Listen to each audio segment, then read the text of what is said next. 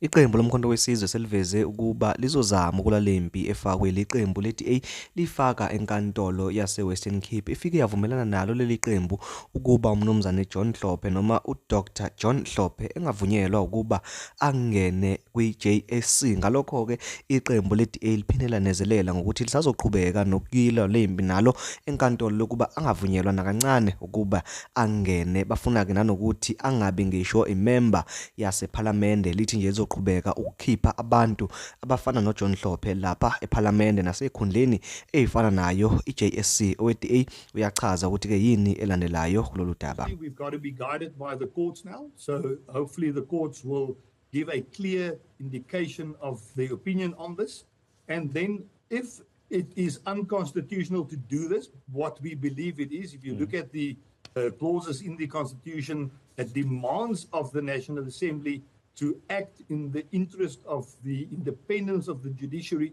it might very well be that the Constitutional Court can give guidance and give instruction that legislation must be brought into place to handle cases like this in the past. As I said before, nobody really could have predicted that this will happen. So it's a growing organism. Law is always a growing organism.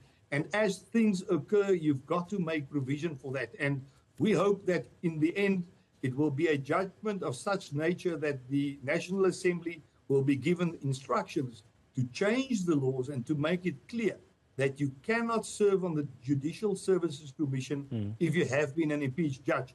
Or in the case of the members of parliament, if you've been impeached by an organ of state like the former public protector, Mxolisi Dlomo, you cannot serve the public if you showed in the past that you do not care for the public, but that you drove your own agenda.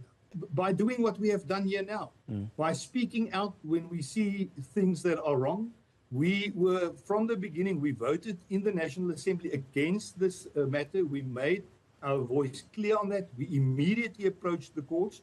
We knew that the Judicial Services Commission will have to sit on the 7th of October, and that is why we brought this application on an urgent basis. So apart from court cases and being guided by the courts, we can put in a private members bill. We can take this through cabinet. And as I said, I believe that the courts will give us guidance and will guide cabinet so that legislation can be introduced to sort this out, because this is something new. There is not anything in our law books for that. So we've got to rely on the Constitution, which, as I said before, nobody could have predicted that this will happen. So from the DA side, we will approach the courts. We are a party for the rule of law, and therefore we've got to be guided by the law. And part of law is also making legislation, and that will also, as I said, be guided by the law, but we will, in the end, put forward legislation that will iron out these issues and that will pave the way for preventing people like John Hlophe to ever serve on JSC or even as a member of parliament.